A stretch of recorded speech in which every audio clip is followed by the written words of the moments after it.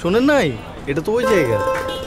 তো খবরটা তুমি কই পাইলা? কেন, সুলতান যে বললো। কোকা কোলার সাম্প্রতিক বিজ্ঞাপন নিয়ে ব্যাপক সরগোল সামাজিক যোগাযোগ মাধ্যমে। বিজ্ঞাপনে অংশ নেয়া অভিনেতা শিমুল শর্মা ও শরাফ আহমেদ জীবনের ক্ষমা চাওয়ার পরও ক্ষান্ত হয়নি দর্শকেরা।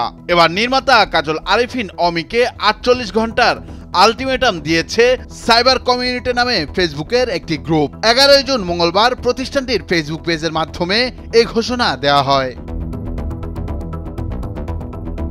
সাইবার কমিউনিটির ফেসবুক স্ট্যাটাসে বলা হয়, বিজ্ঞাপন নিয়ে আপনি বলছেন এ বিষয়ে জানেন না, ওকে সাময়িকভাবে মেনে নিলাম।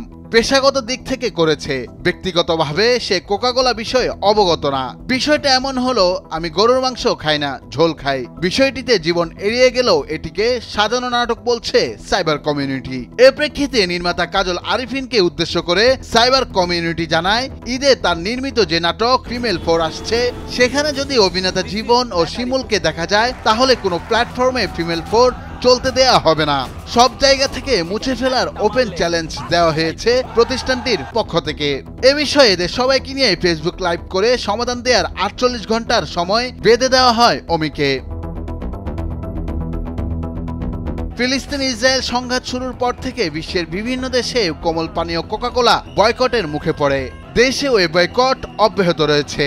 সম্প্রতি কোকাকোলার বিজ্ঞাপনটি প্রচারের পর থেকে এ নিয়ে সামাজিক যোগাযোগ মাধ্যম ছিল উত্তাল। কোকাকোলার পাশাপাশি বিজ্ঞাপনের অভিনেতাদের বয়কটের হুমকি দিয়েছেন নেটিজেনরা। এ ব্যাপারে নিজেদের অবস্থান পরিষ্কার করতে ফেসবুকে স্ট্যাটাস দেন অভিনেতারা।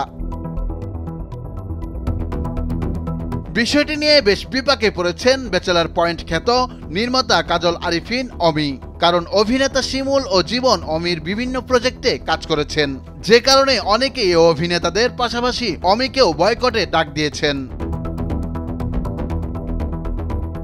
আসন্ন ঈদে মুক্তি পেতে চলেছে কাজল আরিফিন অমির নাটক ফিমেল 4। এই নাটকে অভিনয় করেছেন অভিনেতা শিমুল ও শরাফ আহমেদ জীবন। বয়কটের এই ঝড়ে অমির ফিমেল 4 বিদ্ধ হচ্ছে। সামাজিক যোগাযোগ মাধ্যমে অনেকেই নাটক না দেখার আহ্বান জানাচ্ছেন। এ ব্যাপারে 11 জুন বিকালে এক দীর্ঘ স্ট্যাটাস দিয়েছেন এই নির্মাতা, যেখানে অমি দর্শকদের প্রতি অনুরোধ করেছেন, পরিবারের একজন ভুল করলে বাকি সদস্যদের শাস্তি দেবেন না। নুরুল আফসার, নিউজ ডেস্ক, ভোরের কাগজ।